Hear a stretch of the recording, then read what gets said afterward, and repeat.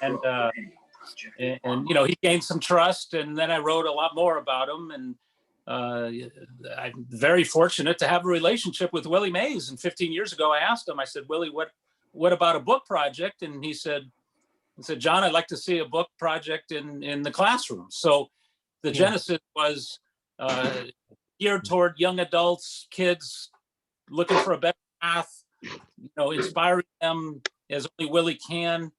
And you know, 15 years ago, I started interviewing everybody I could who knew him, knew about him, played with him, played against him, family, foes, Dodgers, Giants, Yankees, Mets, everybody.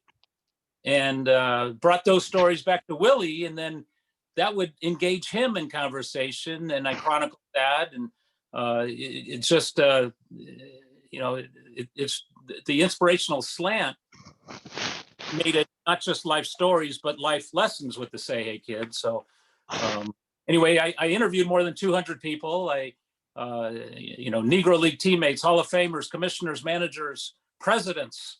Hey, everyone has a Willie Mays story, right? I mean, in my line of work, if I'm reporting a story and I call 10 people, I hope half of them call back. And you leave a phone call saying, hey, you know, this is for a Willie Mays book.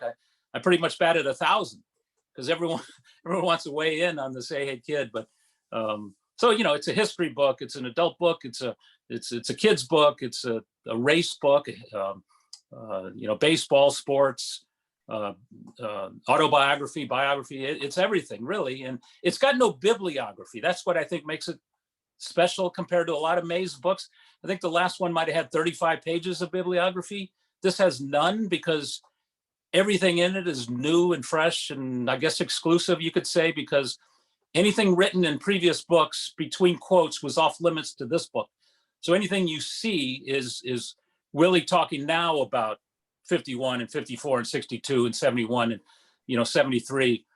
And, you know, over the past 15 years, I spoke with so many, and unfortunately, you know, many have passed.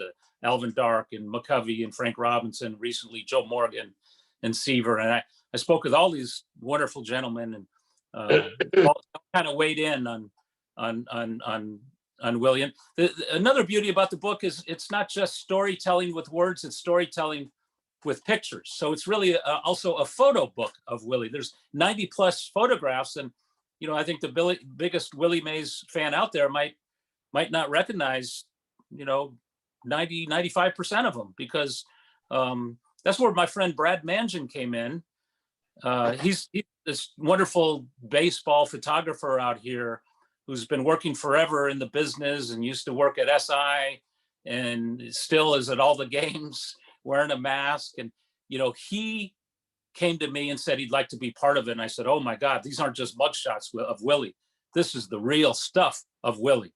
And I think Brad is with us tonight. And, you know, his friend, Rick Swig, who has probably the biggest Willie Mays collection of photographs in the world, you know, chipped in as well. I say, oh my God, when you write about Willie Mays, man, people want to make it right. And that was my goal. And, you know, Brad's with us. I think Rick is here as well. And another of my friends, before I go on, is Kurt Aguilar. Now, he was my personal editor, and my friend from the Chronicle recently retired. Both Brad and Kurt are baseball and Willie Mays historians. So they wanted to make sure it was right. And, you know, Kurt read every word I wrote before it went back to St. Martin's Press in New York, and all the revisions 7, 9 times, whatever it was. And he actually came up with the title. I wish I did, but he did. Kurt Aguilar, 24. Of course it's 24, man. We got 24 chapters. It's that's what better number is there than 24? That, I mean, shoot, it's in every, I probably shouldn't say this, but every password I got, right? And it's in my phone number, and it's you know, it's part of me growing up, it's part of everyone here growing up. And I assume that might be also true in New York. I mean, Ricky Henderson wore 24 because of Willie. Ken Griffey wore 24 because of Ricky. Rick Barry, the great warrior, grew up in New Jersey, a big man, and he wore 24. And when he got traded to the Rockets, he couldn't wear 24 because Moses Malone had it. So he was 2 at home and 4 on the road in honor of Willie Mays. So, you know, Kobe Bryant and Tony Perez, I spoke with Perez and Morgan, all these guys who just loved Willie and thought so highly of the number. And obviously it's retired in both cities here, Oakland and San Francisco, for Ricky and Willie. And I also did a Ricky Henderson autobiography back in the day. And it should be retired with the Mets, God darn it. Hank Aaron has 44 retired in Atlanta and Milwaukee. And Milwaukee to Hank was like the Mets to Willie, because he started Milwaukee, they moved to Atlanta. He spent the last 2 years in Milwaukee with another team. Willie starts in New York, moved to San Francisco, comes back to New York, spends the last 2 years in another team. So while the Mets didn't retire 24, the Brewers were quick to retire 44. So hopefully this new ownership will have a change of opinion on what ought to be done, because not many people have worn that jersey, and unfortunately Robinson Cano has it right now for whatever reason, I don't know. But Willie's cool with it, he says whatever. But anyway, maybe I could just wanted 24 because of Willie Mays. Pardon me? No, He wanted 24 because no. He wanted 42 and he couldn't get it, Robinson Cano, so he ended up with 24. Oh.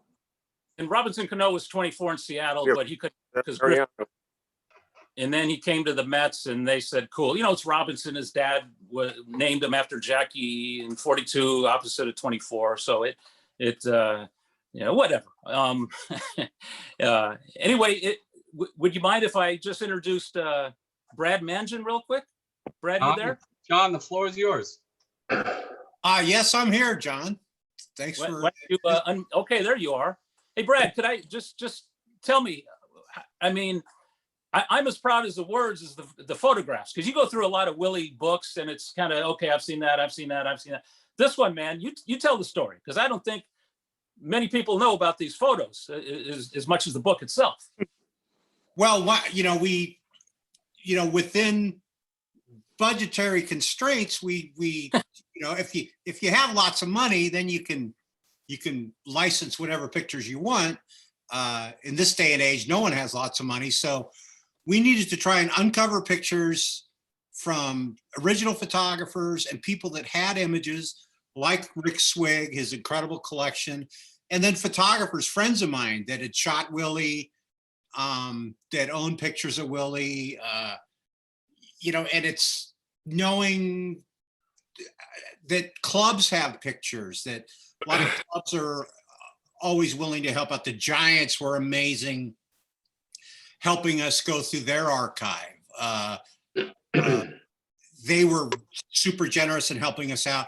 We got incredible stuff from Rick Swig. Michael Zagaris, longtime legendary Bay Area photographer, helped us out. Gene Fruth, local photographer who worked for the Hall of Fame for a few years, had an amazing portrait of Willie and his dog that we used. A good friend of mine, Mark Levine, who's been the Mets photographer since 1988-ish. He helped us out, got us some pictures of Willie from the Mets archive. We went through online historical societies and the Memphis Public Library, the Minneapolis Historical Society. A friend of mine, Tim Cammett on the East Coast, is a baseball photography historian who has bought collections, including that of William Jacobellis, and has amazing original photographs from the 50s that we licensed. Just tried to find as many different pictures that hadn't been seen a lot or ever. Willie was generous to let me into his house. God, time flies. Now it's been like a year and a half. And because John kept telling me that Willie's got these amazing pictures on the walls of his house. And I said, well, we need to get those pictures into the book. So I went over the house one day with John, and, there's all these, Willie and the Queen and Ronald Reagan, there's John's holding up some of these pictures, and Willie and Tiger Woods and Willie and his wife, May, and just amazing stuff of Willie and the Obama family, and Willie on the Ed Sullivan Show, and then like there's one of the pictures, because we had in the front and the back of the book, we had these color 2-page spreads that we wanted to put some unique content, from Rick Swig, he's got this incredible picture of Doc Bowman rubbing down Willie in the clubhouse. And that I just love that's in the front of the book. Just a lot of fun, different stuff. I had shot Willie in some different ceremonies over the last 30 some odd years. We just did our best to find different pictures. And then the ultimate was, I'm real good friends with Pete Souza, who was President Barack Obama's official White House staff photographer. And Willie had ridden on Air Force One, I believe it was 2009. Pete had great pictures of Willie with President Obama. We were able to get those pictures from Pete. And then Willie had also visited the Bush White House before Obama was president. And our great friend Rick Swig accompanied Willie personally to the White House, did his best to almost get thrown in the White House pokey by Secret Service because he roamed a little too far off, where he was supposed to go. But Rick has these incredible personal, private, never be seen before pictures of Willie and George W. Bush and presenting him with a jersey and all this stuff. And those pictures are in the book. So we tried to cover all the bases and try and, it's Willie's life story. It's not just when he played in New York and San Francisco. It's before. And what I got to mention, John, before we really got rolling, John was telling me he was going to Birmingham. And I said, my gosh, phones nowadays take great pictures, take lots of pictures. And so there are some wonderful pictures in the book that John shot of the park that was named after Willie, Willie's house, Rickwood Field, and couple of Willie's old teammates, right, John? Yeah, a couple of his old buddies. So we really tried to tell the whole life story through all the photographs to accompany the book. And one thing, since there wasn't just a section in the center of the book with pictures, we tried to mix the photographs in each chapter to match the words. So if you're reading about Willie and Vin Scully's relationship, there's a picture of Willie and Vin together at Vin's last game ever in San Francisco a few years ago, and so forth. Well, Anyway, we John, spent a lot of time. We really cared, and John was really big at all aspects of the book, trying to make it the best he could, which was just really admirable. Yeah, thanks, man. John, did you ever ask Willie how he got 24? Who gave him number 20? Brad, you break.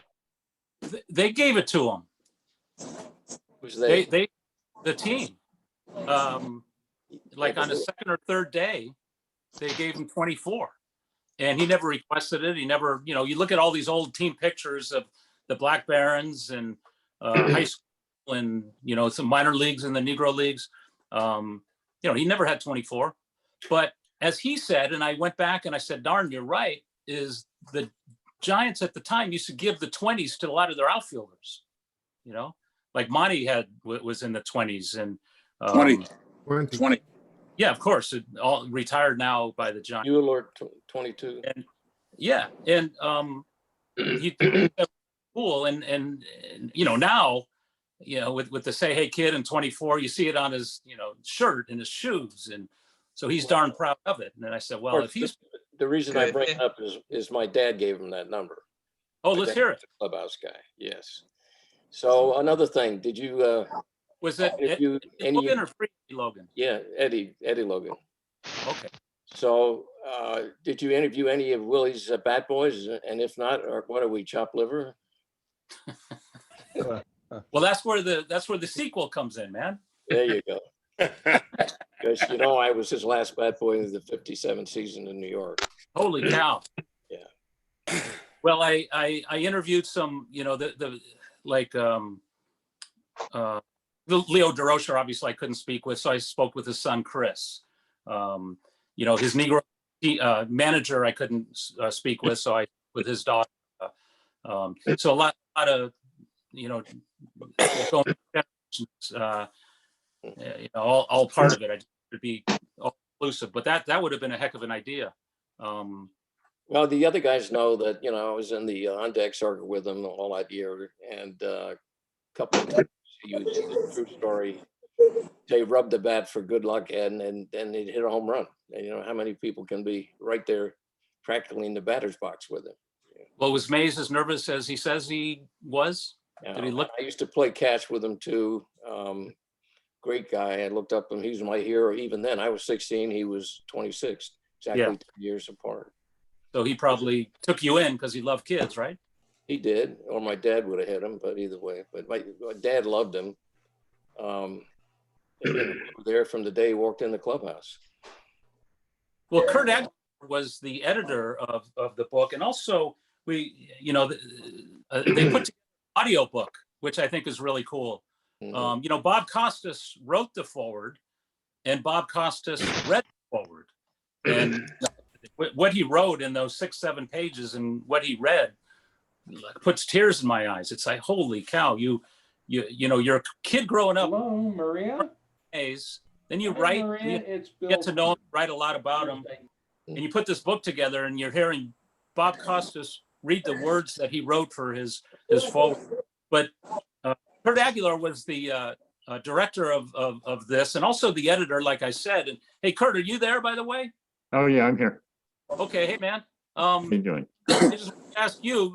I want to have Brad say a few words, and also Kurt, because Kurt was there every step of the way. He used to joke because he was an editor at the Chronicle, and I would throw Mays' name in so many stories that he kidded me when I didn't include him. And I called him up and I said, Kurt, I'm covering the Warriors tonight. Willie's not in the house. I can't include his name. So anyway, he luckily came aboard and came up with the title. Seemed to dig it all the way through. But Kurt, how you doing, man? Maybe talk about your role. Yeah, I'm doing great. It's good to be here. This is just a dream assignment for me. John approached me almost 3 years ago now, while I was still working at the Chronicle, and said, "Hey, I'm going to do a book on Willie Mays. You want to help me?" And I said, "Man, I'll do it for free if you introduce me to Willie." And we sort of laughed it off, and then he started giving me chapters, and we'd go back and forth on them, and we brainstormed the title of the book, and almost a couple years go by, and we're almost done with the book, and John is like, "Hey, come to the park on Friday. Got a meetup with Willie," and I've been a Willie Mays fan since as long as I can remember. I mean, they moved to the Bay Area when I was 6 years old, and my brother, I'm sorry, I was 4 years old, and my brother and my father, for some reason, loved Willie Mays, and they said, "Okay, Giants are moving to our part of the world. We're Giants fans, and watch out for this guy Mays. He's really something special." And so, my entire sentient life, I've been a Willie Mays fan. And here John's like, "We're going to meet up." And I thought, okay, it'll be, a meet and greet and shake hands. How you doing? They give me a meeting with John and Willie and Willie's assistant Renee in an office in the Giants clubhouse before a Friday night game.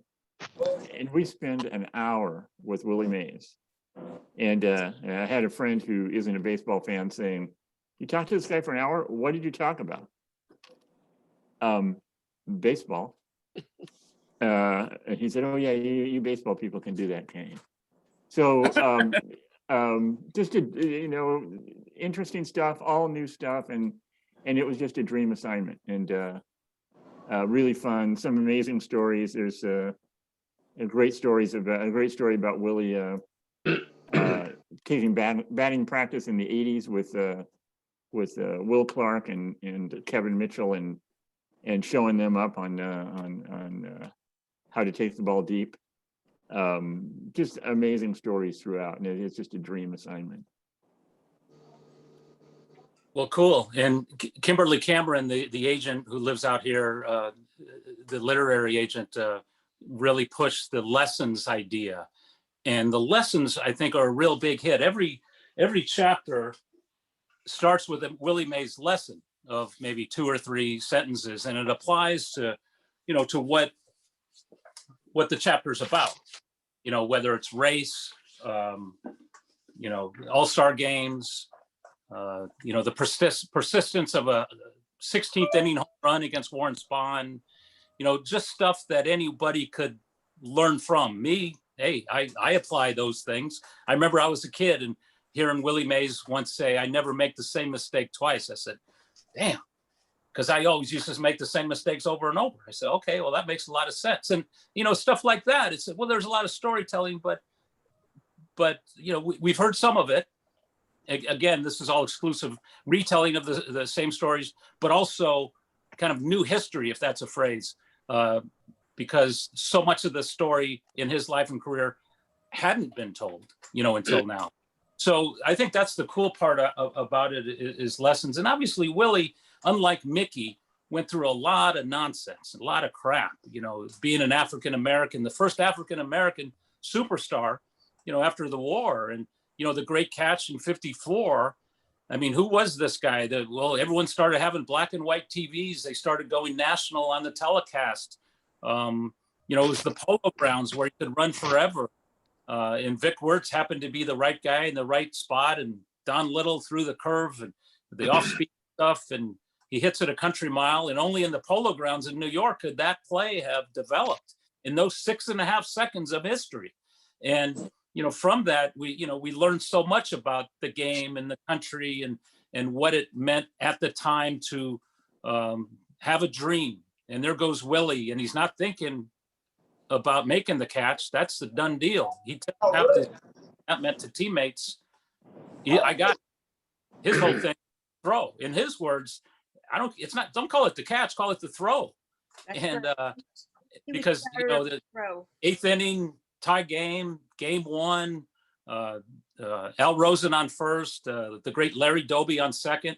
Hey, if this ball gets by him, it's 4-2, and maybe Cleveland sweeps instead of the Giants, the underranked Giants. And Willie makes the catch, throws it back in. Rosen has to retreat to first.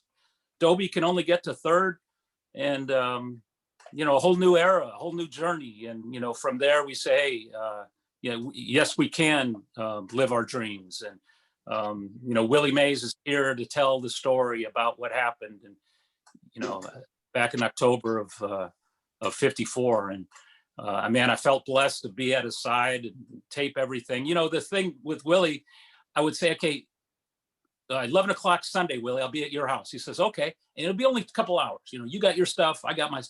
It was never a couple hours. It was always 5, 6, 7 hours religiously.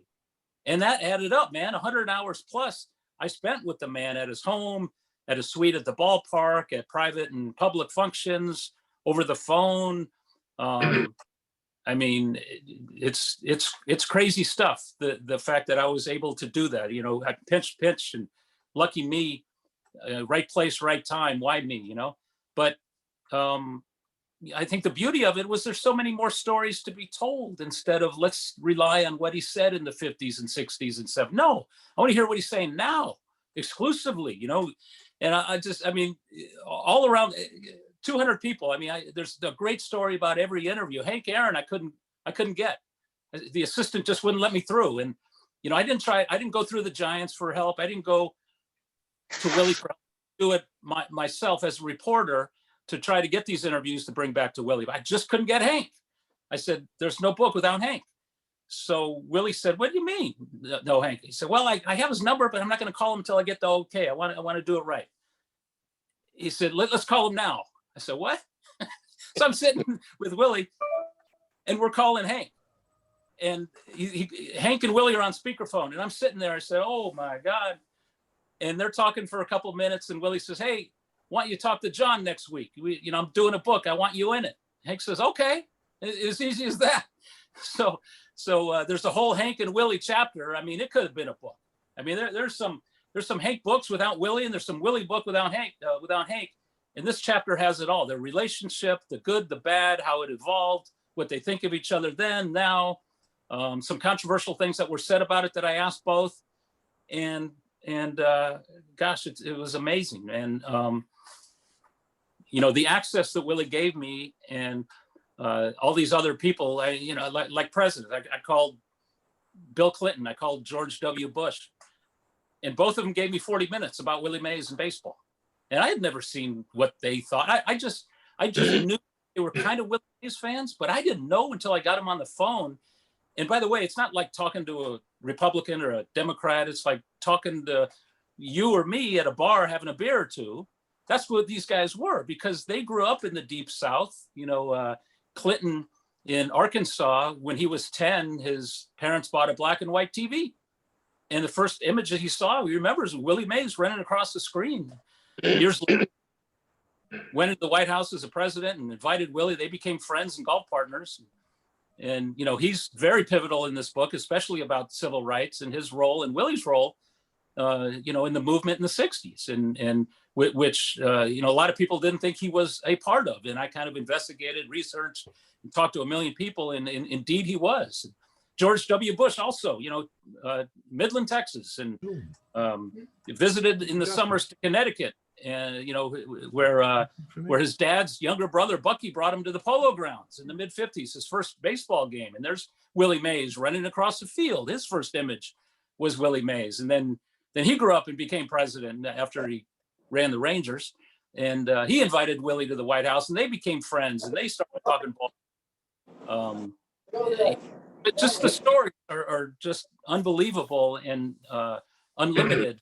It was just a neat thing and a wonderful shoot. It's the project of a career. Who am I kidding? It's the best thing I've ever done, man. John, John, Bush had one of the greatest quotes in the book, as I recall. Didn't he say he didn't want to grow up to be president. He wanted to grow up to be Willie Mays.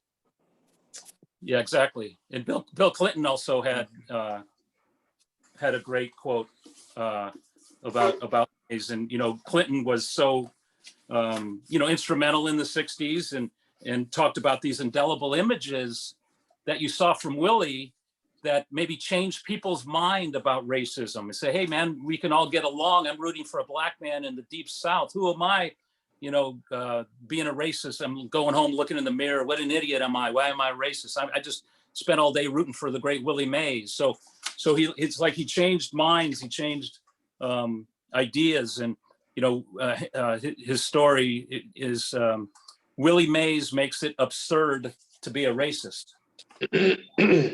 For 17, John, the absurdity of racism. John, I have another quote for you that I grew up with about the catch. His teammates, and particularly Doc Bowman, the old trainer, they used to say about the catch, he had it all the way.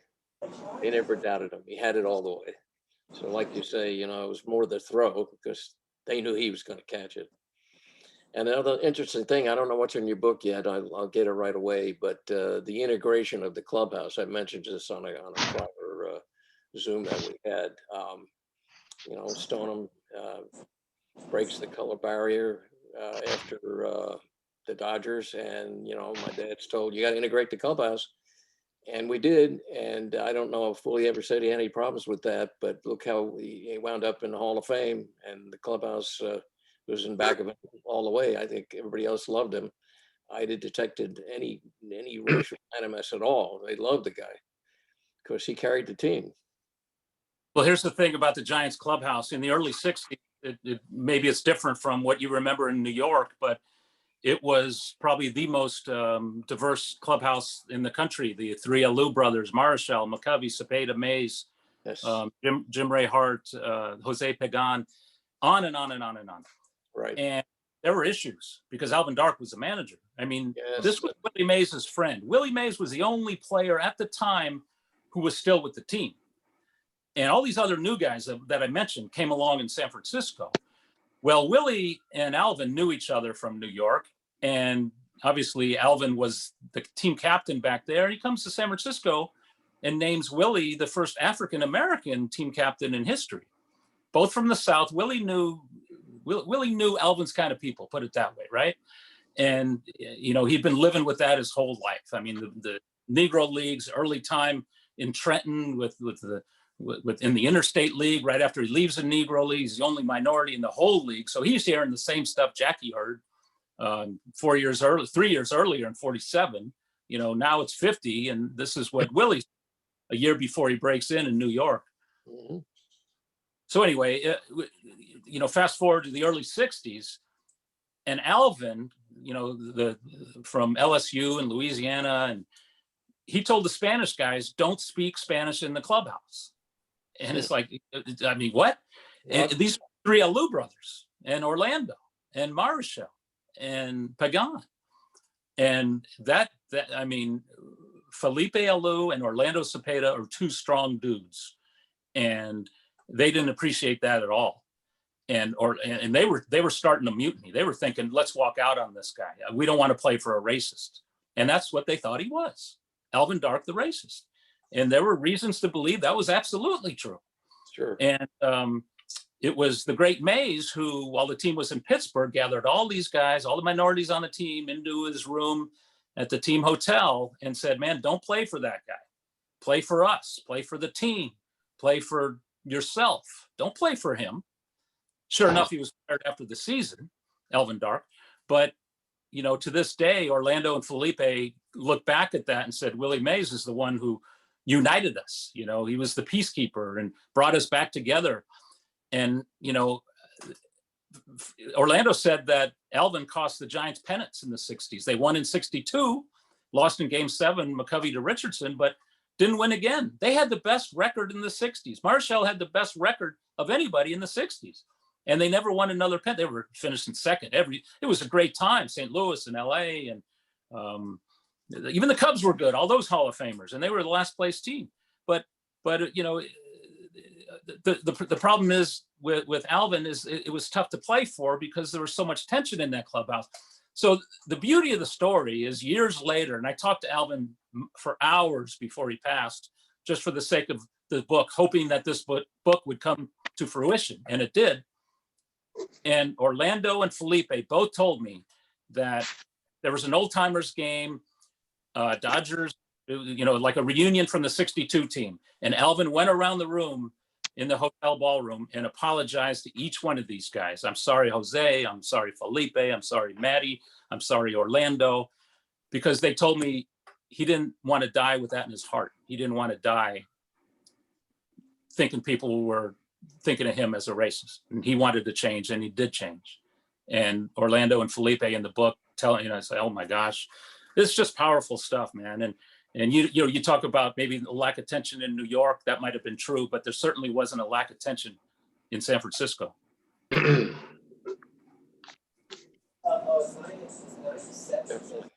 God, you want to open up the questions? Yeah, just one last quick story. And that's Jackie Robinson. We're talking about now. Jackie Robinson wrote a book in 1964. I mean, Willie's in his prime. Jackie's years retired. He stepped away after that trade to the Giants because he wanted to get into business. And he marched with Martin Luther King. He preached and spoke the good word. And Willie was nothing like that. Because Willie's dad told him early on, said, don't say anything, respect the game, respect the teammates, respect the opponents, just don't say anything, get you in trouble. And Willie lived by that. Jackie comes from California, goes to UCLA, marries Rachel, plays all the sports, didn't break into the majors till late 20s. Willie's 20 years old in the Polo Grounds, a year after high school. He came from the Negro Leagues, 2 years ago. And now he plays in Trenton. He plays in Minneapolis. Now, right away, late May of 51, he's a center fielder as a 20-year-old for that great team that overtook the Dodgers. And his dad said, man, so Willie, so Jackie writes this book in 64. It's an oral history of the history of integration in baseball. Gets all the guys from the era to weigh in, and black and white. So, Ernie Banks and Hank Aaron, even Alvin, they got Alvin Dark. And they all wrote stories for this oral history. Willie didn't do it. And Jackie blasted them in the book. We'd love to hear from this young black man about what he went through and how he got to where he is. And Willie, he said, that's not what I do, you know, and the words that Jackie wrote were very hurtful. And it didn't make Willie any less, respectful regard. He adored Jackie. He always did, still does. So says nothing. He was the right guy at the right time. But so everyone at the time and everyone still always talked about Willie didn't do enough for the African-American cause, the Black cause. And I said, okay, that's what I grew up thinking. So the more I talked to people, Joe Morgan and Reggie Jackson and Dusty Baker, and even Hank himself, Maury Wills, dozen different people. Is it true? What did he do for you in the 60s? And all of them said, no, that's not true. What he did for us, I will never forget. Joe Morgan, RIP, just recently passed, just a wonderful man. He's prominently in this book, and he talks about how Willie at an early age pulled him aside and said, hey, leave this game better than you found it, stuff like that. And he said he did that for all the young Black guys, and he didn't do it, in front of cameras or in front of reporters. He did it in the dugout or the clubhouse or, outside the facility, whatever, he did it. So I thought that was worth mentioning because that's a big part of the race chapter. In fact, every chapter is a race chapter when you talk about Willie Mays. Like I said, Mickey didn't have to go through this stuff. Duke didn't have to go through this stuff. Willie had the durability those guys didn't have. He played longer, career stats better, but he had to overcome so much more.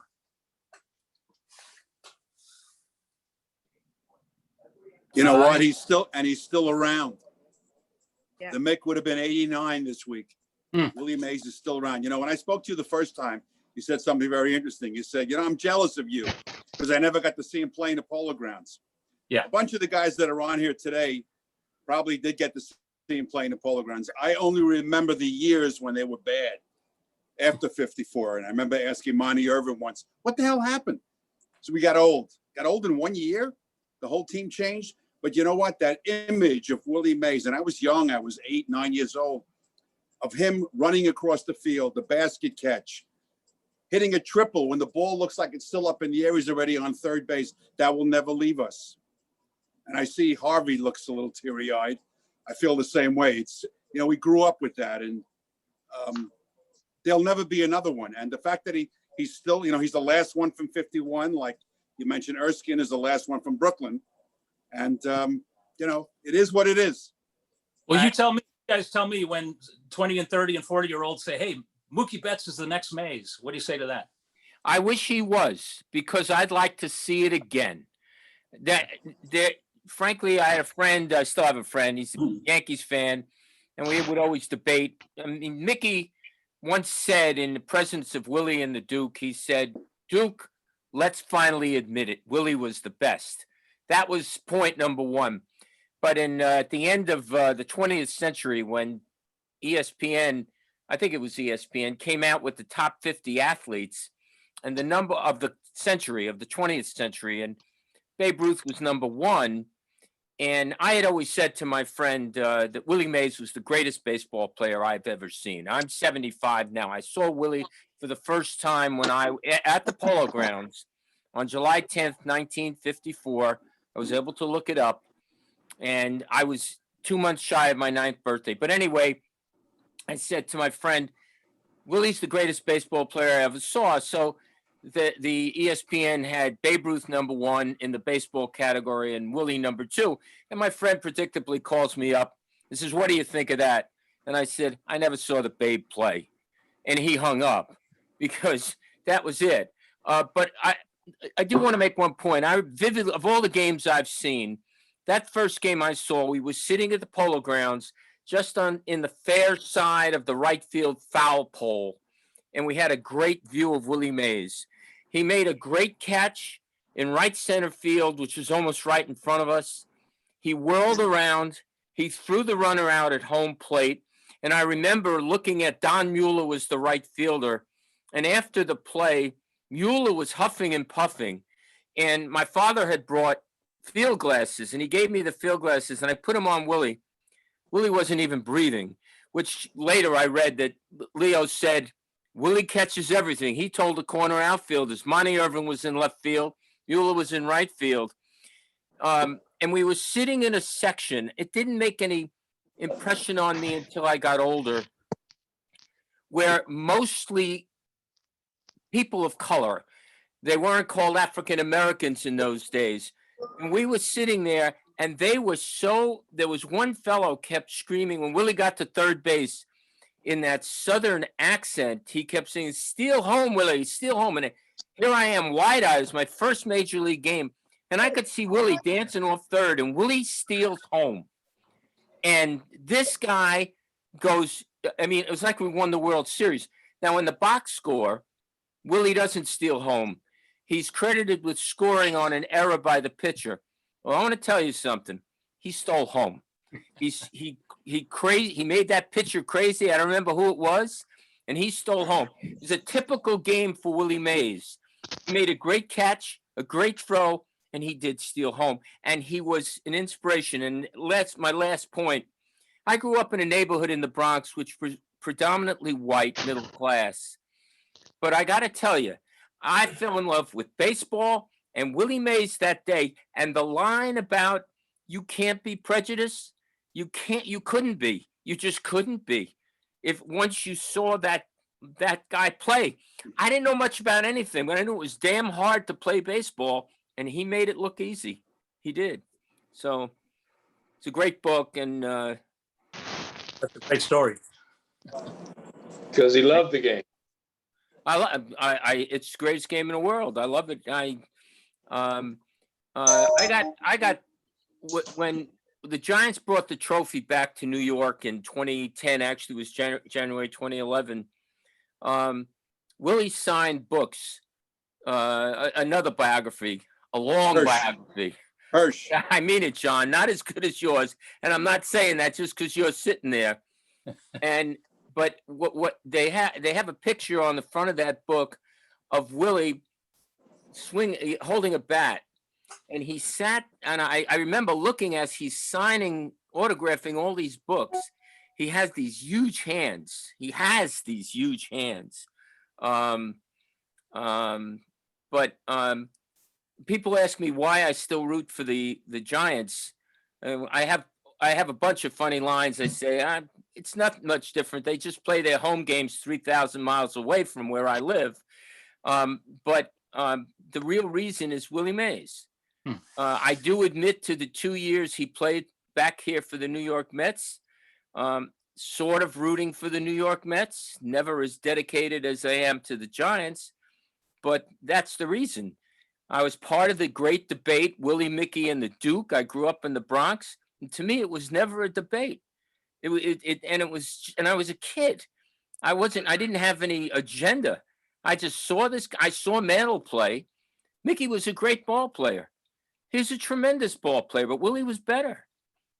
And that's why I stayed with him. When they moved away, how can I root for the Yankees? And I never was going to root for the Dodgers. I mean, that's in my blood to, don't give me Dodger blue. Give me a break. I don't want to see it. So Mookie Betts, the way he's playing, he can do it all, 5-tool, right? But, there's the statistic that every kind of nerdy baseball people these days refer to is WAR, W-A-R, wins against replacement. And Willie's WAR is better than everybody's in history except for Babe Ruth and Barry Bonds.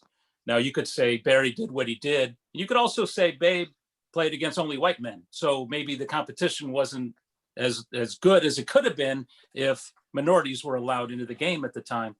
And shoot, you're talking about Babe and Willie. Well, what did they do what did Babe do that Willie didn't do? Well, he pitched, and he hit more home runs than other teams. So, okay, I talked about the competition, and now the pitching. When Willie was signed by the Giants after high school, there were 2 newspapers I saw in Birmingham that projected him as a major league pitcher, not a major league outfielder, because his arm, they all saw at the time, was so good. So if Willie was a pitcher, maybe he could have been as good as the Babe all around. But, luckily for all of us, he was the great center fielder that he was. But WAR, a 10 WAR season is absolutely bonkers. It's like wonderful. And Mookie had one of those. 9 times since 2000, we've seen 10 WAR seasons, 9 times. Bonds has 2 of them, Trout has 2 of them, and 4 others have, or 4 others have 1. And that's it. Willie Mays had 6 WAR seasons, 6 10 WAR seasons, and he averaged a 10 WAR over 7 seasons in the 60s. So in terms of hitting for power, base running, throwing, and defending, that is a modern day stat. We all know the eye test, but if the modern day guys who didn't see him, all they have to do is check. And man, Mookie Betts did 1 10 WAR season. Mays did it 6 times, and he averaged 7 10 WAR seasons in a row in the 60s. So old stats or new stats, man, he was pretty special. Well, John, I'd like to, John, what Harvey said, my dad is not with us, but I know for a fact he grew up a New York Giant fan, and he remained a Giant fan because of Willie Mays. And like Harvey said, with the trophy, Mays came to all 3 of those trophy things, and to see grown men, crying. I mean, I didn't feel good they were crying, but I knew why they were crying. This was their guy, and he will always be their guy. I grew up, and I'm 59, and I saw, videos of him.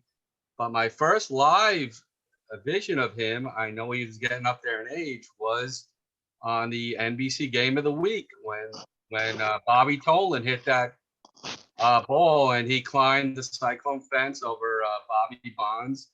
Just an incredible catch. And as a young boy, that was like, oh, now I know what my dad is talking about. So, because I got to see that live on television. Yeah. Well, let me throw another story that I saw. When the Giants came back to New York, the first year the Mets were in existence at the Polo Grounds, they played a Friday night, Saturday afternoon, doubleheader on Sunday. Friday night was June 1st, 1962. And I scraped together enough to get 3 box seat tickets. I was working after school. I went to James Monroe High School. One of my classmates was Eddie Cranepool. But that's an aside. And I got box seats I wanted it on the visiting club side. I'm a Giants fan. Willie Mays hit a home run. Actually, he hit it to the opposite field. He hit it to right field, kind of sliced it into the lower right field stand. And there was a guy, he was obviously a businessman. He was wearing a suit and a tie. And when Willie hit the home run, this guy, he was not sitting far from us. This guy got up and said, "I'm leaving because that's what I came for." And it was the moment. It wasn't the Giants coming back. It was Willie coming back. And it's not just that you hold on to your childhood or wonderful memories. It's a different thing. It's transcendental. He is in my mind, I mean, it's subjective, but he's the greatest player I've ever seen. So when they want to talk about Mookie Betts being the next Willie Mays, and I say, I'd like to see it again. I'd like to see it all over again. We're not going to see it all over again. Mookie Betts is a great player. He plays right field. He can't be the quarterback on that team. Willie moved in. You wrote in the book how Willie would move players around. I saw him move Jim Ray Hart around. He was the quarterback. He has the sixth tool. He saw the whole field. Your description of the catch, I don't remember if you had in the book. Baseball now has the MVP of the World Series trophy is named after Willie. Not Gibson's home run. Remember the Gibson home run or the Joe Carter's home runs. It's Willie's catch. Willie's catch is the essence of the World Series because so much happened in that catch.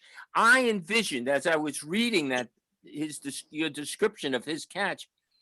Yeah, he knew he was going to catch the ball, but his mind was racing. He was going to hit the cutoff man. He had to hit the cutoff man. I think it was Davy Williams. He had to hit the cutoff man. He knew he had to hit the cutoff man. There's so much about baseball that's beautiful, and hitting the cutoff man. Who talks? I mean, they don't have a stat yet. They will for hitting the cutoff man. But Willie hit the cutoff man. He knew where the cutoff man would be. He was thinking about it as he was running. Go ahead, John.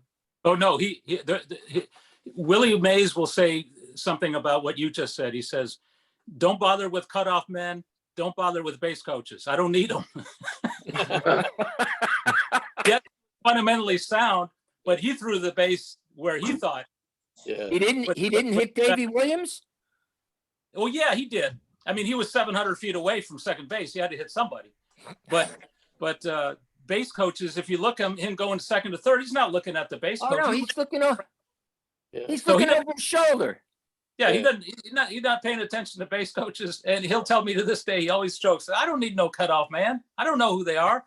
And it's like, as explained in the book by others who saw it, including the Cardinals, Willie would be at second, and there would be a base hit up the middle, and Willie wouldn't just run into home and get the run and let the guy stay at first. He'd pause around third, draw the throw. Nobody does that. The throw home, knowing he'd be safe, so the back runner could take second. And there are all these stories I documented and looked up because they all told me. And I went to Baseball Reference and Retro Sheet and found the box scores. I mean, he scored so many times from first base on singles to right field and left field. He scored from first base once on a McCovey bunt. Yes. I mean, what? So John, yeah. in May, Willie will be 90, and I assume the Giants will make a big deal out of that. God forbid he's not with us for more years. He should be. At some point when he passes, all of this is going to come out again. Was he the greatest player ever? And I assume your newspaper, as they always do, they write the obituaries ahead of time. Would you be called to write an obituary based on your book? Oh, I mean, like you said, we have obituaries done for dozens of different ball players of his generation. When Joe Morgan died the other day, it was ready to go. I mean, that's just the way we do it, so that you don't wait a day. So you can spend days writing it and justifying it and doing it right. And I mean, shoot, there's a lot of stories in the can on Willie. I haven't told him this, but he's not alone. I mean, that's just the way it's done. McCovey, same thing. McCovey died at like 4:44 p.m. on Halloween in 18, and we had a story online before 5 o'clock. So with a full obituary. I mean, you guys are blessed. New York Times obituaries. Nothing comes close to those, but we try. And yeah, I mean, when Willie's gone, I just can't imagine. I was going to go over this week. Every couple I go by, and the unfortunate is he was so present at Giant games. Still in spring training, I saw him every day in the Giants clubhouse at Scottsdale for home games. Peter McGowan in '93 signed him to a lifetime contract, and he lives up to that. He just doesn't take it and run. Okay, I'm a Hall of Famer. Contact me when you need me. He shows up every home, and that goes to regular season, spring training. So he's there for the young players who are intimidated, but eventually they say hello. The coaches, the manager, the front office, the writers. I mean, he likes us because he sees us every day, and we know his stories. Yes. Explain. I don't know if you know this, and I'll have Gary and Steve tell you when the Giants had a tribute to the New York Giants in San Francisco 2 years ago, and we went in to see Willie. Gary, tell that story, or Steve, tell that story to John. Steve, go ahead. Go ahead, Gary. Well, John, we were fortunate enough they had a Polo Grounds night at back then it was AT&T Park, and we all were lined up on the field. There's about 7 of us. Peter McGowan gave a beautiful speech, and then he told us to follow him into the dugout, and the officials were asking us to leave, but we all decided to follow Peter because he was bigwig. And we got down to the dugout, and he brought us into the clubhouse. And Willie was sitting in Mike Murphy's chair at his desk, and he was gracious enough to sign balls and, spend a few minutes with us. It was, I always said that should have been my dad standing there with Willie Mays, not me, but it was just an incredible moment. In that You know, group, John, group- you mentioned Peter McGowan briefly. I wasn't at the first trophy deal. I did fly in for the second one in 2013, and of course Peter McGowan was there. And Peter McGowan is a New York guy. And before he introduced Mays, he said, it's very strange. Willie is a lifer with us. He's got a lifetime contract. Well, a couple of weeks ago, he said, Peter, I need one more year. Now, unfortunately, May passed away before anybody expected it. And Peter McGowan goes, I don't understand. You have a lifetime contract. What do you need another year for? He says, May needs another year to make things work after I go. That was, and then the other point, we talked about May scoring from first on singles and stuff. And I think I'm sure this is in your book. I just forget. If he would have been on first and Matty Alou would have hit the ball, me and Elston would have had a good time at the plate. I play that in my head sometimes. There is no way Elston would have held on to the ball. Right, Harvey? You bet. Elston would have been in the bay. So in that group, John, There's no Posey rule back then. Is that what you're saying? There was no Posey rule then. They only put the Posey rule in after Buster got hurt. Then I'm a very big proponent in not hitting the catcher. But before then, no. No, you're right. John. He says, and the chapter begins this way, the 62 chapter, the World Series story is, I'm a competitive guy and I still kick myself saying, I wish I were the runner rather than the hitter. I mean, Matty Alou's on first and 2 outs in the bottom of the ninth of 1-0 game at Candlestick. And, Roger Maris out there in right field and Willie doubles to right, thinking, man, if it wasn't so soggy because of all the rain and the helicopters coming in to dry out the field, that ball could have gone to the wall. I could have been on third at least. And we got a tie game, with McCovey coming up. But instead, Maris makes a throw to Richardson, who makes a one-hopper to Elston at the plate. And like we can see on the video, and like Bobby Richardson told me, and man, what a great guy to talk to. He's so amazing all these years on how he can remember one play so vividly. And he says, I threw it and it took a high hop to Elston. And look at the video, you're right, a high hop. And Bobby, I said, would Willie have scored if he were the runner? And I asked him about 3 or 4 times before he finally said, yes, I think Willie would have scored if he were the runner. And he, like Willie said, I would have paid no mind to that third base coach. John, do you have time for a few more questions? Of course, man. Come on. How about some new people? Sun's out here. It's midday in San Francisco. Indy, you want to 1 minute Willie Mays story. I Go went ahead. to see him at Coop. I had this button Wow. from 1962 when they first came back. I was there because I'm a Met fan also, but more a Giant fan. So I went to Cooperstown with my husband a couple of years in a row, and Willie would see me and he'd say, oh, it's the button lady. And here's a picture of him and me. Right. Oh, that's nice. The button. Always signing, and okay. I'm very proud of that. That's my 1 minute story. Good story. Great story. Anybody else? Look fondly back at his days with the Mets. You talked about Cranepool. He and Koosman in the book talk about how he was a god when he first walked through the clubhouse. He was in his 40s, but this is just a year after 1971. And in 71, Willie Mays led the league in walks, led the league in on-base percentage, hit 18 home runs, 23 stolen bases. bags, was the number 3 hitter on a team that won a division. So at 40, he was darn good. The following May, Horace Stoneham says, I got no cash.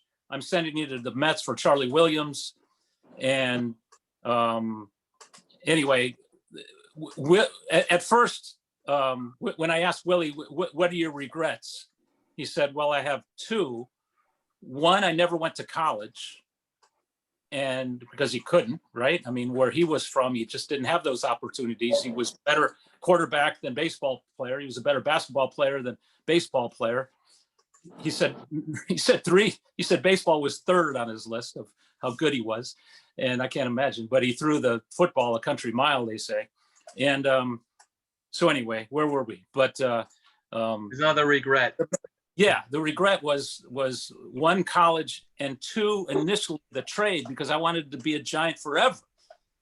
And I'm winding down my career. Now you're trading me? And shoot, I mean, Hank was traded, the Babe was traded, Willie was traded, everyone was traded. All three of those guys back to the city where they started, by the way. And Mays, you know, by the time he got to New York, and his wife May set up a nice suite, and everything was prepared, and he was like royalty. It was like he went from regretting it to I'm going home.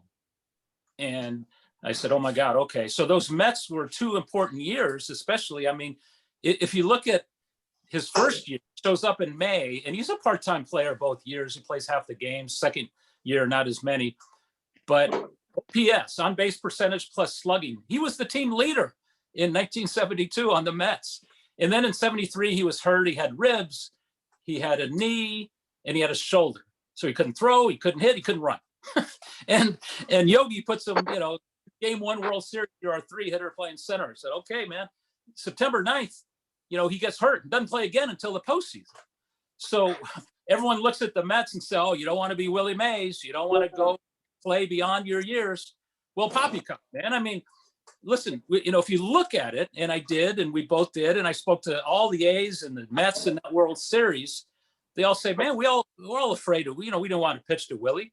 You know, he outsmarted us if he didn't athleticize us. But, you know, I speak with all these Mets who just adored the fact that this was a team leader. I talked to Seaver about how he would meet before games. Hey, come, Tom, let's talk about how your bullpen went, who you faced, and, you know, how's your breaking stuff, how's your fast. And Seaver said, nobody ever did that for me. But here's Willie Mays, you know, 40-something, and he's doing it for me. So, you know, in that World Series, he starts the first game because Rusty Staub has a bum fever, and didn't start again. And then in game 2, he comes in late as a pinch runner, and that's the one that goes extra innings. And that's the one that everybody talks about. The famous photograph, he's on his knees down with Augie Kelly talking about that play at home where Fosse, you know, tried to brush tag. It didn't look like he got him, but he called him out. And anyway, big argument. You know, it's Willie Mays who was on deck. It's not something he did that generated that photograph. He was on deck campaigning for a teammate who was called out at the plate, who was at Harrelson, I think. So you know, the play in center, you know, I talked to Reggie Jackson, who was the center fielder for the A's that day. He didn't play right, he played center that day. He said that day was the most brutal sun in the history of baseball. Oakland at about 3 or 4 or 5 o'clock was just brutal that time of year. The sun would just come right over the bowl and blind you. And Willie Mays couldn't see. He had the shades, but a couple of balls. Reggie tripled off them, and Darren Johnson hit that single, and Willie fell to the ground. The ball, you know, he looked bad, but hey, there's more to the story. If he did that when he was 25, nobody would have thought anything of it. He says, okay, he lost in the sun. But now he's 42, and everyone says, don't be Willie Mays. So I kind of regret that. And I said, man, yeah, don't tell me that, because I dug into that, and there's a lot more than don't be Willie Mays. I mean, be Willie Mays. It just so happened that the ball, you know, got lost in the sun and he fell. But guess what? He got the game-winning hit that day. Yes, he Why? did. Because Raleigh Fingers is on the mound. Ray Fosse's behind the plate. The shadows are bad. There's no backdrop that's any good at Oakland back then. And Raleigh throws a fastball for a strike. And Willie said, man, Fosse, I can't see that ball. Man, can you see that ball? He's deking him. So Fosse another fastball down the middle. Willie singles to center, drives in the go-ahead run, and they win the game. And Fosse tells me, yeah, he deked us. And Willie said, yeah, I tried to deke him. So, I mean, that's the sixth tool. Right? I mean, you don't see, who does that? Nobody does that. But Nobody. that's part of the legacy of say, hey, you know. I have a story. Harvey, I'd really like to get a chance to talk to you. I am from the Bronx. I did go to James Monroe High School. I'm shocked to hear that. I'm excited. But my story about Willie was 72. My mom used to tell me lots of stories about Willie Mays. That's how I got into Willie Mays. I2 game of the week. I mean, all that stuff you guys talk about, I talk about too. But that year, I bought tickets to Manufacturers Hanover to buy Mother's Day tickets for my mom and my brother. Little did I know that 2 weeks later, the Mets made a trade to get Willie Mays. Mm-hmm. Now, as a kid, I used to love going to I was a Met fan and a Giants fan, and also gone to Yankee games. But always used to, when I walk into the ball club, to the ballpark, I would look at the scoreboard to see who's batting, the lineup. So here I am going in there. They gave away bonnets to my mom. It was overcast. I'm hearing Willie Mays is going to play. I don't know what day it's going to be. And there it is. Number 24, leading off for the New York Mets is Willie Mays. I'm jumping up and down. I'm telling my mom about this. She goes, "Oh my God, calm down, calm down." We sat. I wish I remember how much the tickets were, because again, Manufacturers Hanover Bank. They're on the phone. They're writing down the number of the seat location and the section, and we're sitting past third base, closer to third base on the left field side, and there he is. He's coming out. They introduce him in this San Francisco cart. I was screaming. It was lightly drizzling. I couldn't believe it. I'm finally going to see this guy that I used to see barely on TV, heard stories for years. And to see him hit a home run, I told him that story. I was fortunate enough to tell him that story. I used to work for HBO, and we were doing a shot heard around the world. And in that, I found out that a gentleman by, I can't remember his first name, Leeds, and I became a part of the Stuart Leeds Historical Society. And we used to meet, I wish I could remember how often, but in Chinatown, Yep. this restaurant. Paulini's. Paulini's. That's right. And there he was. And I remember wanting to get there early, and the line was long. And I was like, "Oh my God, I really want to sit close to him. I really want to get a chance to tell this story." And I was fortunate enough to only sit in the middle. And I was like, "Okay, this is close enough." And where did he sit? Not at the end. He sat in the middle, right across from me. I was losing it. I had to compose myself. But as it winded down, I had my moment with him. I kind of lost it. He asked me how was my Mother's Day, that whole thing. I almost lost it then. That's marvelous. It was a great experience. I'll never forget that. I'll never forget all the stuff I've ever watched, heard from him, the stories from you guys over the years. It's been a great experience. And you know what? I just got 24.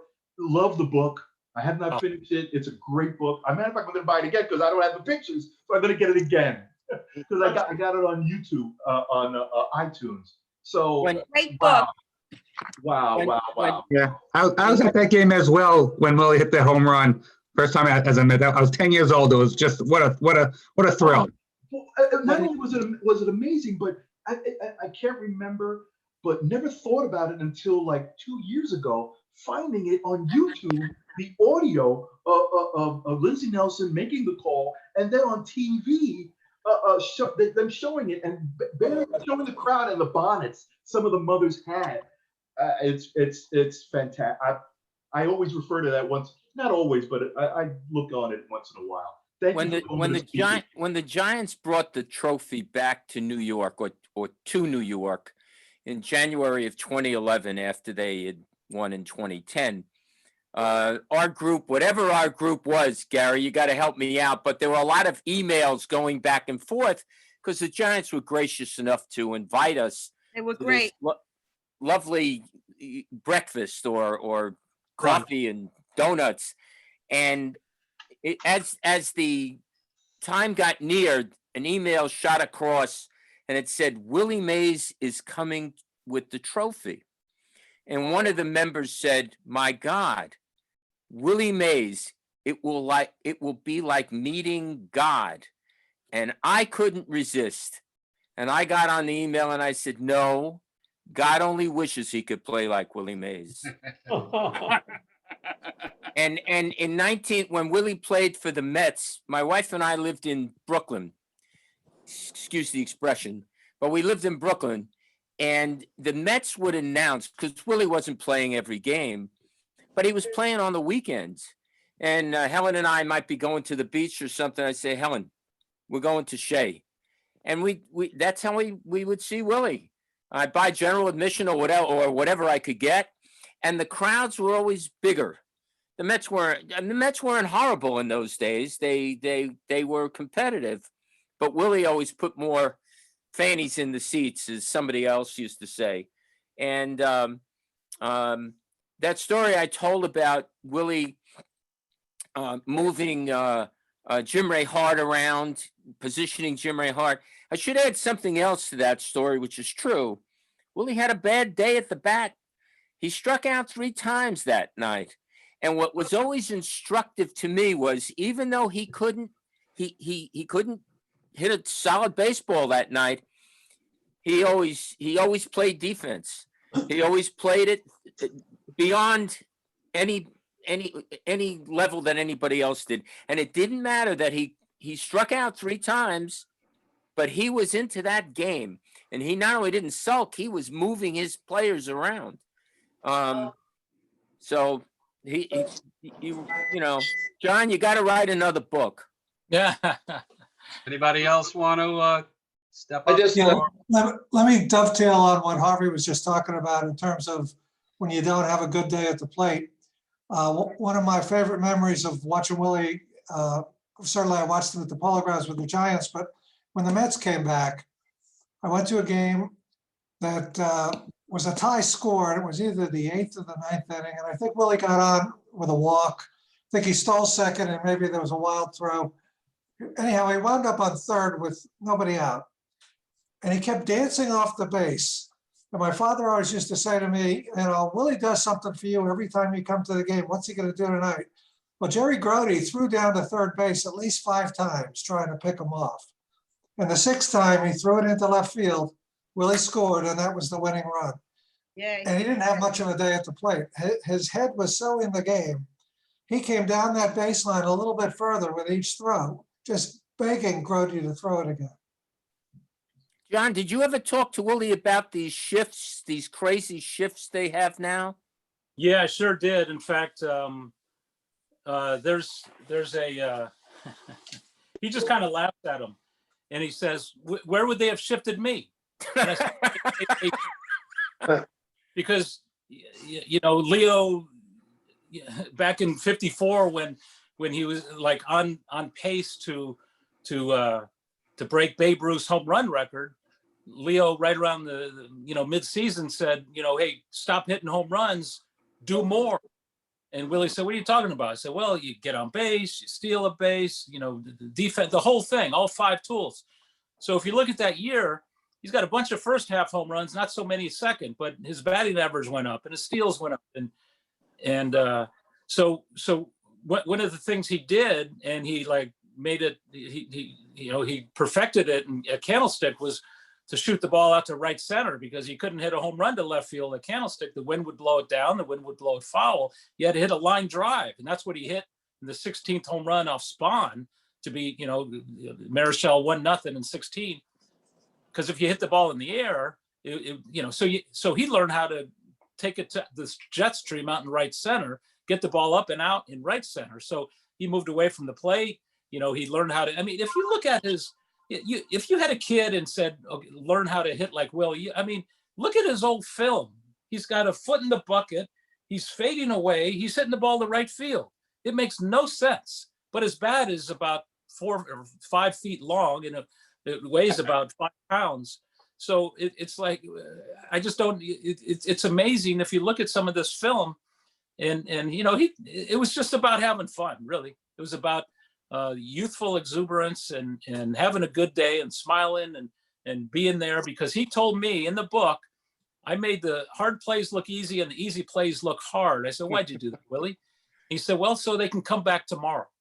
And sure enough, the Giants in the 60s led every team in road attendance. And the Yankees, they drew at home, but it was the Giants, and they had a great team. They'll lose. All the Hall of Famers, they're all statues now outside the ballpark. But But they all say in interviews that it was Mays, because every town we went in, the newspaper is the same headline: Willie Mays and company come to town.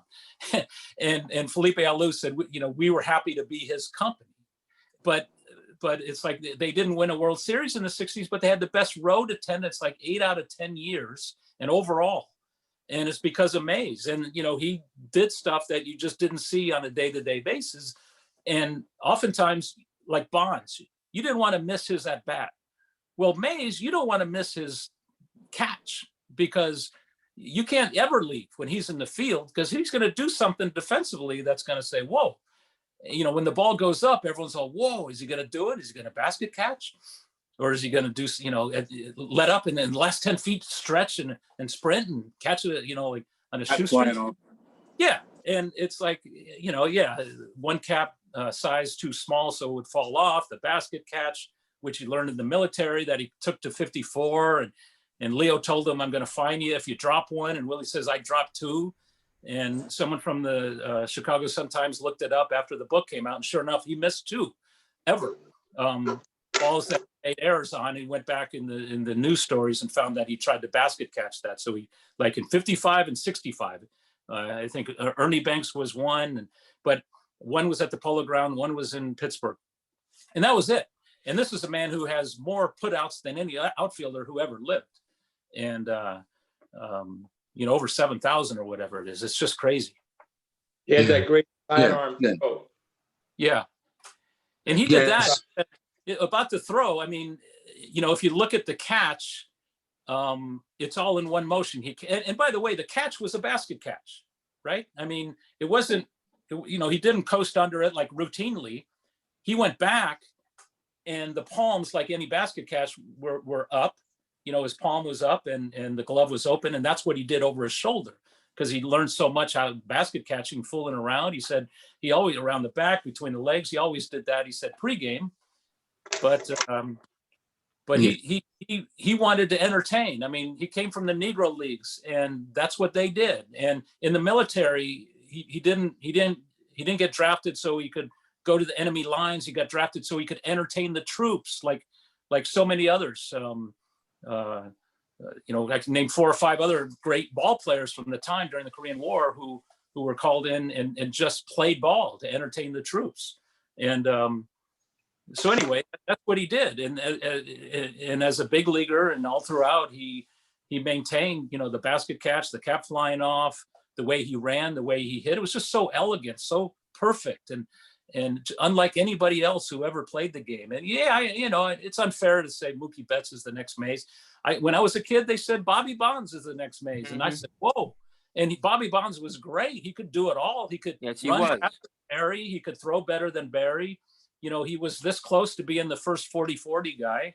And then he just didn't hit a home run in September of '73. But you know, he knew that he wasn't Mays. And, you know, Mookie knows he's not Mays, but people like to compare, and that stat WAR is a great tool to compare eras, and nobody compares to Mays in any statistic or any eye test, right?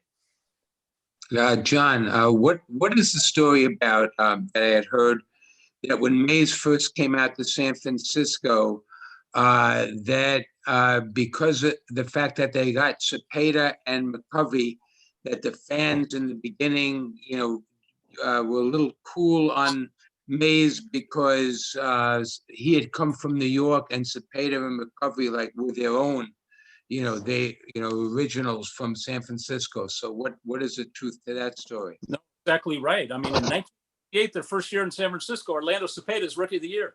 1959, their second year in San Francisco, Willie McCovey is the Rookie of the Year. These are our guys, you know. And it's not just, well, Mays came from New York, we're San Francisco. Hey, we know about baseball. We had the old Pacific Coast League, which a lot of players didn't even go to the majors back then because they paid more in the old PCL.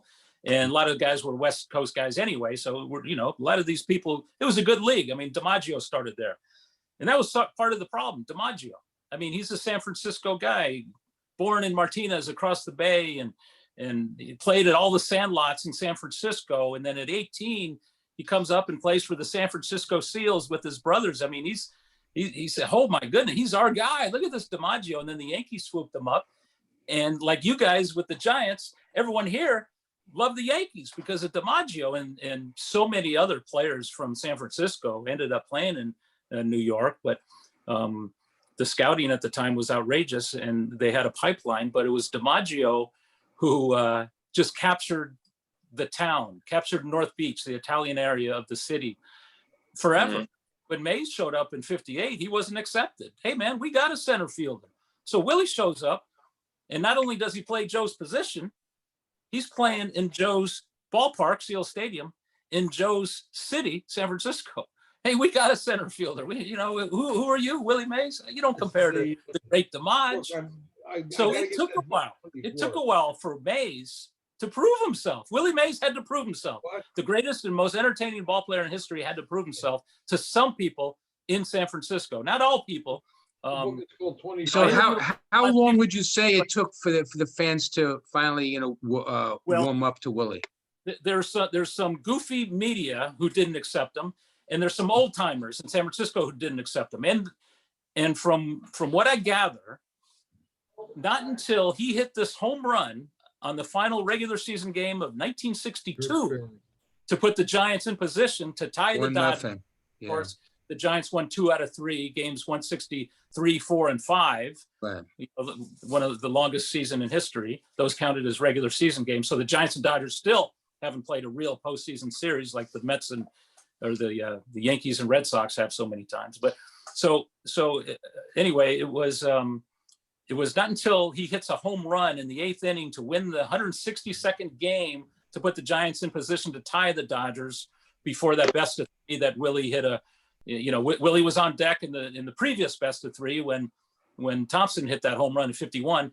Now he's getting a hit in the 9th inning to help the Giants beat the Dodgers again with this late inning comeback in 1962. He also hit two homers off of Koufax in game 1 of the playoffs. Yeah, he hit 2 home runs in game 1, one off Koufax. Right. But John, I was going to say that home run that he hit off of Turk Farrell, I saw it, and many have said that was the longest home run hit the left. He hit it into the teeth of the wind. And that thing went about 2/3 of the way up past the Del Courtney band. I mean, that is when I think of Mays, that's what I think of, that home run. But also, you got to remember, every fan in the ballpark stuck around. Why? Because they had to find out if the Dodgers were going to lose and if they needed to stick around to buy tickets for the game the next day. And thankfully, my dad, who put up with an awful lot with me, said, okay, Billy, we're going to stick around to get those tickets. We all waited until, the final call, and Hodges, they put Hodges on the public address announcer, and he says, Gilliam pops up to Javier, we have a playoff, and everybody ran out to get in line to get the tickets for the next day. They didn't sell them. You had to go, that day you had to buy them. So Dad bought them. And the Giants in the clubhouse all listening to transistor radios. Yeah, that's it. To Vinny's call. Yeah. That was unbelievable. Now, of course, you just go on Twitter and it's every game is on TV. But 62. That was I think the 2 best teams in San Francisco, you guys correct me if I'm wrong, are 93 and 62. Because 62 was a heck of a rotation. They were just every position, they were awesome. And then 93, when Dusty came in and Bonds showed up, they won 103 and finished second and didn't make the playoffs. People get mad that I say those 2 teams are better than 10, 12, and 14. But my God, that 93 team was stacked, and so was 62. But I imagine in New York, what's the second best team after 54? 51. What's the team that could have made it? Early on, 47 was loaded. Okay. Yeah. I mean, before my time for sure, but they were loaded. John, when you win the last game of the season, that's the best team. Yeah. In 10, 12, and 14, I mean, luck plays a lot into it, but oh my God, they were never favored to win any of those series. That's right. I mean, Hunter Pence would swing and the ball hit his bat 3 times before it was a 15 grounder to short. And the guy was so out of position that it went into left field for a double. Well, And he that got just- fake. He got faked out when it hit Hunter's bat the first time. The ball was going to his right, and then it hit the second time, and then it hit a third time. But it wasn't until they had that super slow motion camera, the human eye could not see that. It had to be that super slow mo. Yeah. But what was Willie's reaction to the 2014 team? Did he stay up? Well, No. 2010, we were in Texas, and I made 2 phone calls from the press box before I went down. Actually, one of the phone calls was to me. It was my very young daughter who was crying and couldn't believe it. You know, I waited all this time. I think she was 8, but and I think she wanted to talk to Tim Lincecum, and I said, sweetie, I can't do that right now. But the other phone call was to Willie Mays, and I called him at home, and they're celebrating. He and some close friends watching the game, and he comes on and talks to me, and I base my whole story on Willie Mays, because why wouldn't you? Because I was the national baseball writer. You can have the game. I'm going to talk to Mays, and down there in the clubhouse, you know, Will Clark from the '89 team that lost, JT Snow from the '02 team that lost. Everyone's just right there for me. This is a perfect story. But I talked to Mays for 10 or 15 minutes. He said he was in tears. He said, not because of himself, he had no regrets, but because of these guys. He said, they don't know it, but a lot of these guys are never going to experience another one like it. He didn't know that they're going to win 2 years later and then 4 years later. You know, Willie won 1 World Series in his life. I mean, people say, well, he's in 4. I say, well, he was in 5. I mean, he was in 51, he was in 54, he was in 62, and he was in 73. And I say, well, you're forgetting 48. 48 was the last Negro League World Series, and his Birmingham Black Barons lost in 5 games. But, you know, he was a kid. He was a teenager. I said, Willie, I count that, man. That's 5. You've been in 5 World Series. So, yeah, the one he won was, you know, in 54, and he was, he was the MVP of the team that year, of the league that year, and he made the catch. And people say, well, why is it the Willie Mays World Series MVP trophy? He didn't do anything in the World Series. I said, excuse me. Did. Look at the trophy. It's not him swinging, you know, like Peter Malone's statue out front of the ballpark. It's him making the catch. And there's no front or back to the statue. And I talked to George Springer, who won the very first in 2007, the Astros. And that's another story, but it was legit at the time. And he won it, and he takes great pride in it. It's in the middle of his day, because you could walk around, see it's a statue trophy of Willie Mays making that catch. So there's no front and back of it. It's like 3-dimensional. You have to walk around to appreciate it. You can't put it in case, because you can't see the back. And George Springer is quoted in this book, and he says, as a kid, he always wore 25 because of Mays. And I said, George, you're not even 30. You know, you don't know Willie. He said, yeah, my grandfather was from Panama, and my dad inherited the love of Mays and taught me everything about Mays. And everything I ever did on a baseball field, he said, he compared it to what Mays did, and Mays would have done it this way, and learn from Mays, and here's some video. And I said, whoa, I'm talking to George Springer about this. And to hear a modern day ball player appreciate history like that was pretty incredible. Maybe he'll come and play for the Giants, you know? We could use Springer. He might be a little too expensive for the thrifty Giants. Yeah, probably. You got time John, for can I one just more? say one thing? I thought you was tremendous. What was the best chapter, or maybe out of all the chapters, the thing maybe you hadn't known about until you actually did the interview for the book? Gosh, That's a good question. Like even the Hagerstown, where he was in the Hagerstown, that was where they never really, in the book that was written before, which was very good. And when this one came out, I didn't know what else you could really tell, but there was so many other things that I've learned about him because of your book. It was highlight of my Corona season, unfortunately, but it was well worth it.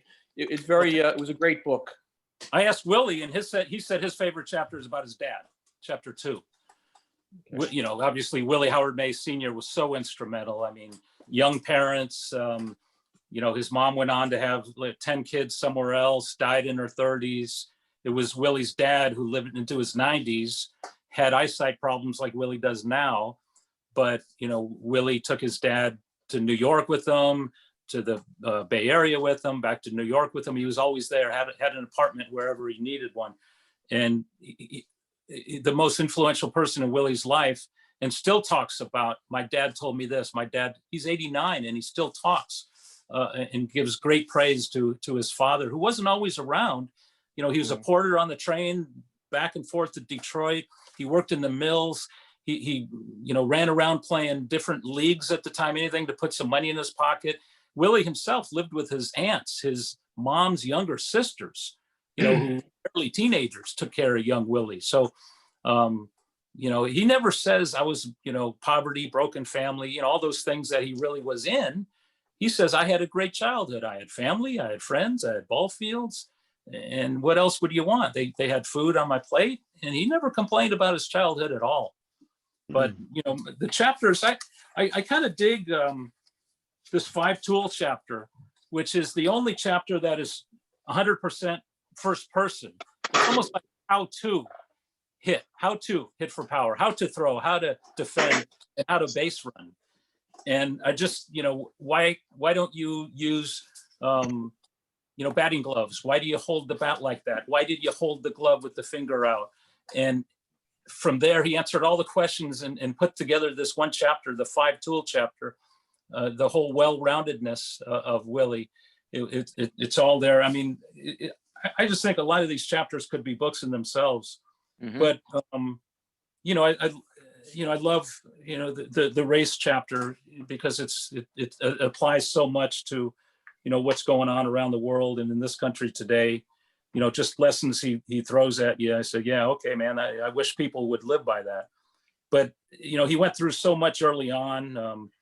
You know, every, like I said, chapter has a lesson. And, you know, the fun quota that he had at All-Star games, just through the roof. Because he took those like they were the playoffs. And, you know, he wouldn't go 2 at-bats and, you know, lead like they do now. He stayed and a couple times played extra innings. You know, he started and went into the 10th. And it was no coincidence that the National League started winning when, you know, the National League was quicker to integrate with Willie and Hank and you know, Thanks, Clemente. Clemente and all those guys in the American League with Boston and New York that were real slow to Yankees and Red Sox, real slow. I mean, there was a reason the National League dominated. And, you know, as, you know, Ted Williams said, they invented the All-Star game for Willie Mays. Yeah. And I went through every one with Willie. And I said, Willie, you're in the box score in these game stories every single game. You did something. You know, you went 1 for 4, but you scored the only run in a 1-0 game, or you made the catch, or you robbed Ted Williams of a home run, or you got on in front of Musial who hit the walk-off, or you did all this stuff. And it's like, man, I just had fun, you know. And I talked to Hank Aaron. He said some of his best times in baseball were at the All-Star game where he could just hang with Willie. He said we didn't have the Monday home run derby and everyone gathered for it. We just showed up and went to the hotel and all bonded. And he said Willie would hold court and talk about the game. And Hank said he learned so much about the game from all those All-Star appearances, not Tuesday, but the day before. But hey, John, is Willie and Hank the last 2 major leaguers who played in the Negro Leagues? Are the last 2 still alive? No. In fact, Willie's teammate from 1948 World Series team in Birmingham is a guy named Bill Greason, who's 95, and he lives in Birmingham. And I went for a week, like Brad said, and I spent a day with him. He's 3 times over. He was the first African-American pitcher on the St. Louis Cardinals. He was, you know, he fought in Iwo Jima, and last many decades he preaches at his church on Sundays. So it's been like Bill Greason, but Billy and Hank are the only 2 living Hall of Famers. No. What do you need now from me? Who played in the Negro Leagues? Yeah, the only two Hall of Famers who are living, but there are others who are living who played in the Negro Leagues. Okay. You know, even though 1948 was the last World Series in the Negro Leagues, you know, the Negro Leagues actually went on until the early 60s, but, you know, totally different. And, you know, it was it wasn't fully integrated, but it was integrated major leagues. So it was almost a secondary league. And even in 48, the reason it was the last Negro League World Series is because interest was waning. The Jackie and Newcomb and these guys are in Brooklyn. And, you know, what are we doing going out to these games? We can see them in the big league. So that was the unfortunate thing. A lot of guys out of work, but Willie like validated the lives of so many Negro Leaguers by making it and making it in a big way, validating how good the Negro Leagues were, as did Hank and Ernie and all those early guys. So that when you think of Oscar Charleston and Cool Papa Bell and all these guys, well, they were the real deal, because old timers would say, you know, Mays is no Charleston. Like Charleston was Mays before Mays. And say, holy cow. So what really, a lot of pressure on those guys, but they validated everything that the Negro League stood for, which kind of elevated the Negro Leagues to a higher status. In fact, I talked to Bob Kendrick, who said exactly that. Bob Kendrick is the president of the Negro League Museum in Kansas City. But there's this one question I see on the chat about Willie. Does Willie watch baseball now?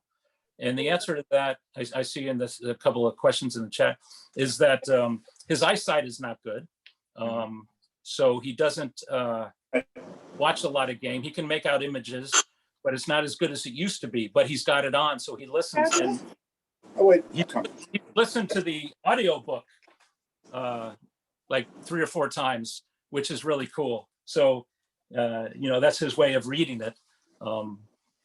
Anyway, yeah, he's doing fine. I mean, he's bouncing off the walls, wishing this thing would end so he wouldn't have to shelter in place, and so he can head out to the ball game. Hopefully that happens next year. But everyone ignored Willie's 89th birthday, except for, you know, friends and family. So next year, maybe it's going to be a lot bigger in May when he turns 90. Make him a party also.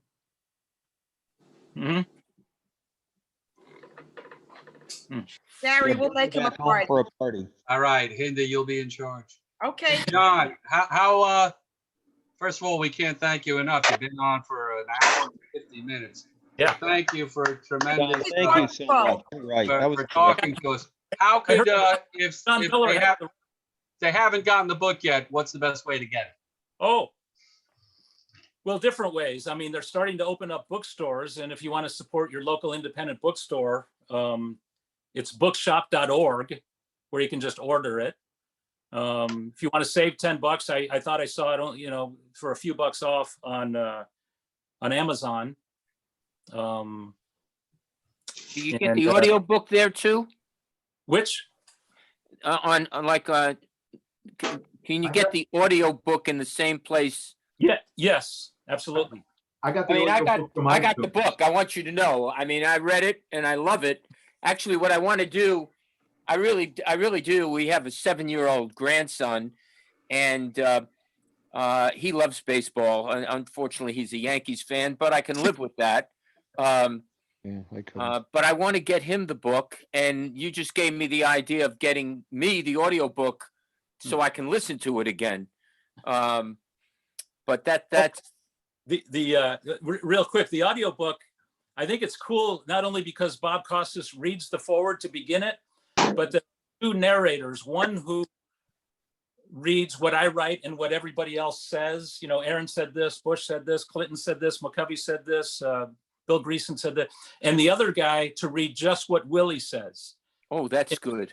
And then that other guy is a young, raw guy who's 30 years old, who grew up not far from the site of the old polo grounds, and who's got a Willie Mays tattoo that's 10 inches long. He's 30 years old. Yeah. His name is Julian McWilliams. He's a beat writer for the Boston Red Sox, Boston Globe. Wow. Yeah, he was in your Fenway talk. That was great. Yeah.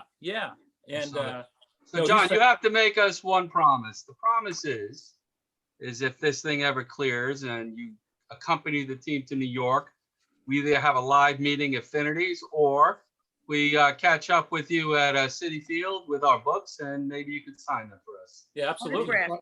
Absolutely. Amen. We Thank can't thank you enough, John. What a great job. Let's give John a round of Great applause. meeting. John, really, Gary, we had 50 people in here. Can't thank you enough. Gary, Boy, Okay, this was a lot of fun. Thank you so much. you're This welcome. was Thank like I you. said, this is All right. real. Yeah, But, John, you won't meet better fans than what you see in here tonight. So, Hey, Gary, yes. if I can close, I'd like to share this photo with you, with everyone. That's a nice one. April Don. 1990, April 1994. Is that you on the left? Barry Bonds and Willie Mays and my brother and my mom, God rest their soul. They love Willie Mays, and they love going to the Candlestick Park. And this is an autograph photo of Willie to my mom. Wow. And I just thought I'd share that with you. You see it? Very nice. Now that's Thank you Bobby. so much. You said Barry. That's Bobby. Oh, Bobby Bonds. Bobby Bonds.